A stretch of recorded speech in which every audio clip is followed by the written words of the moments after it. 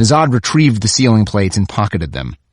It was snowing so hard now that he kept blinking at the infernal flakes as he opened the door. "Brother," he heard one of his men say with a gasp, "it is too much." The Tunisian grimaced, looked around the door, and saw the other two men with him at the bottom of the bank, a blue 55-gallon drum half submerged in the snow between them. "We can't lift it," the other man said. "Without the snow, yes, we could use the dolly, but it is too much." Nezad lost it. Livid, he ran to them down the path that had begun to form. "Too much," he said, slapping one man and then the other. "It's too much for you to get 6 barrels 100 feet through the snow, and not too much for Hala to risk her life to stop this train for you? Think of where she is, brothers. Think of what she is doing for you and for Allah right now." Chapter 70. Hala shifted uncomfortably. Her hip was throbbing again, and she'd just taken another painkiller since she'd been forced to adopt an incredibly awkward position in order to remain up on the axle housing of the rear passenger car of the Crescent. Melting snow and water dripped all around her. The axle itself was greasy and slick, and it stank of oil.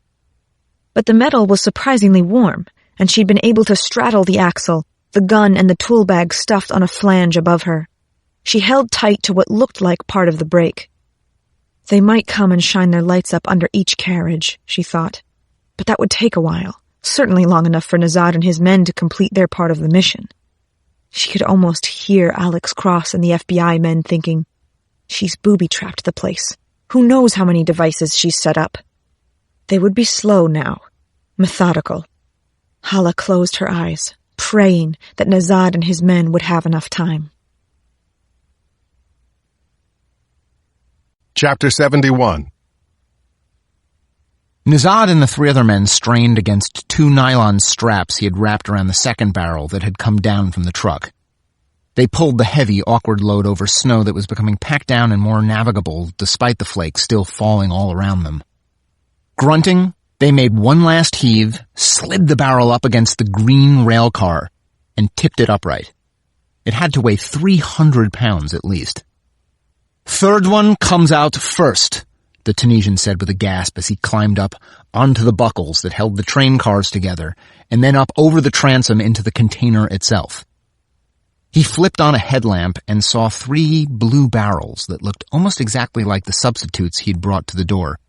They were sitting up on a pallet. Each barrel had a plastic sleeve glued to its side that held documents identifying its manufacturer as Pinkler Industries and its contents as organophosphates. Nezad carefully stripped the sleeve label off the far right barrel, set it aside, and then, together with his men, muscled the barrel to the door. They wrapped the nylon moving straps beneath the barrel and then eased it out of the container car. 2 men holding the straps, 2 men guiding the barrel down. When they had it sitting upright beside the container, Nezad said, "Hurry! We rest when we are finished." In seconds, they had the straps beneath the first substitute barrel from the van, and then they reversed the process and loaded it inside. Feeling like he had soaked his clothes with sweat, despite the cold weather, the Tunisian nevertheless pushed on, dancing the replacement barrel up beside the 2 on the pallet. He got out glue, smeared it on the back of the plastic sleeve, and affixed the sleeve to the substitute barrel. And so it went. Nezad and his men moving each barrel loaded with organophosphates out of the rail car and putting in its place a look-alike barrel filled with sand. With the lading documents attached to the containers, no one would figure out that the organophosphates were missing until it was far too late. Nezad gestured with his chin toward a cardboard box at the rear of the pallet and said, "Take that one too. Then we'll lock up and leave." One of the men picked it up with a grunt and waddled toward the door. The Tunisian checked his watch. They had been working nonstop for almost an hour and a half. Hala had done the impossible, he thought. Hala had stood up for God, and the One had rewarded her for her boldness. Rewarded all of them for their boldness. Their purpose was clearly a sacred... The light nearly blinded him. What the hell is going on in here? A man's voice demanded in English. And who the hell are you? Chapter 72. Can you get him to speak when we get in there? I asked Jennifer Karstensen, the officer who handled Jasper, a huge white German shepherd. Jasper was one of 3 police dogs who, along with their human partners, had responded to my call. The officers leaving their homes and families on Christmas to help us track down a terrorist. We were on the stairs that led down to the terminal. Above us, people who an hour before had been standing in line frantic to get tickets were now standing in line frantic to be released from the station. We can absolutely get Jasper to speak, Officer Karstensen replied. He's been taught to vocalize an alert bark, an attack bark, and a gathering howl. Which one do you want? Jasper panted with excitement. He could tell a hunt was about to begin. With every breath the dog took, his powerful shoulder and neck muscles rippled. It almost felt unfair to turn a beast like Jasper loose on someone who was deathly afraid of dogs. But Hala al-Dosari had killed 7 people, 2 of them FBI HRT specialists. Unfair did not even begin to describe the lengths we'd take to apprehend her and make her face justice. We had the terminal surrounded. We had also sealed off the opening into the Ivy City Yard and the First Street Tunnel. We had 2 bomb teams on hand as well, one Metro DC Police, the other FBI. And we had Jasper and his 2 eager pals. I want him howling, I told Officer Karstensen.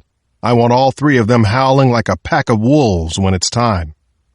Ready and waiting, Alex, she said, and she slipped Jasper a treat. Al-Dosari really that scared of pooches? Mahoney asked. I'm counting on it, I said. An ironic smirk appeared on his face. You know, Alex, what you're about to do could be construed as psychological coercion. Torture? I replied skeptically. No, this is just a way to flush her out quicker and prevent further bloodshed. Exactly, Mahoney said. I was too damn tired to argue the point. We ready, Ned? 5 minutes, Mahoney said. Bomb squads are moving into final position at the east and west ends of the terminal. I glanced at my watch. 8:30. With luck, this would all go smoothly, and I'd get home in time to kiss my wife goodnight before Bree put on her kerchief and I put on my cap, and both of us settled down for a long winter's nap. Chapter 73. For a second, with the brilliant light shining in his eyes and the commanding voice of a stranger he could not see ringing in his ears, Omar Nazad felt bewildered, foiled, perhaps a martyr for nothing. Where had the man come from? Who was he? Police? Then training took over. He and Hala had gamed almost every scenario, including being spotted in or around the train. CSX Nashville asked us to check on this shipment, Nazad said, holding his hand up to block the light, seeing the silhouette of a burly man standing in the doorway. Could you put that down? The light was directed down, and the Tunisian saw a bearded male in his late 40s wearing a snowy CSX coat not that dissimilar from his own. The rail worker held a flashlight in one hand, a radio in the other. We didn't get no call about a shipment check, the man said, scowling. The storm, Nazad said, walking casually toward him. It has affected everyone, everything. Can you believe they make us work on this shit? The man seemed to relax, asked, Where are you out of? Benning Yard, Nazad said, referring to the local CSX rail maintenance facility. He glanced at footprints behind the man and saw that he'd come down the opposite side of the train from the direction of the tunnel. The real CSX employee scrunched up his nose. They sent a mechanic to do a cargo check? The Tunisians smiled like they were allies. In times of crisis, my friend, each man must do his part. Is that not true? The CSX man scratched at his beard, said, Guess so. Hell, what's in there that they got you out in the middle of a blizzard? Potentially unstable chemical, Nazad said. But I have checked the shipment. Everything is fine. Quite stable. The man's eyes shifted from the Tunisian, drifted across the floor of the container, focused on the cut plastic strapping that had held the 3 drums together on the wooden pallet. He said, "No problem. Let me just check on this. What's your name?" "Herb," Nezad said. "Herb Montenegro." The man nodded, raised his radio, clicked transmit, and managed to say, "Tony, you by the channel?" before the steel toe of Nezad's boot viciously connected with his windpipe, crushing it. The rail worker choked. Eyes bugging out, he dropped the radio and the flashlight, reached for his throat, and then crumpled to his hands and knees, fighting for air. Nezad jumped out of the container, landed square on the man's back, and drove him face first into the deep snow, making sure he was never by the channel again. From somewhere in the snow next to the suffocating man, the Tunisian heard a voice with a Boston accent say, "This is Tony. How the hell's it looking back there?" Chapter 74. Hala still straddled the axle of the rail car. The dripping from the underside of the train had all but stopped, but she shivered in the north breeze coming into the terminal from the Ivy City yard and against the greasy steel that had gone cold beneath her. Though her fingers and toes stung, she was somewhat grateful for the cold. It had penetrated her pelvis and calmed her hip as much as the drugs. But would she be able to run if she had to? Fight if she had to? Despite the narcotics, Hala knew, she was still mentally able to fight, and she still had 3 grenades and 25 more rounds for the pistol. But would she be able to move the way she needed to if... The howls rose from behind her, at the station, somewhere on the terminal's rear dock. 1, 2, and then 3. Left, right, and center. The baying triggered an involuntary shudder that rolled through Hala, head to toe, and instantly hurled her back in time.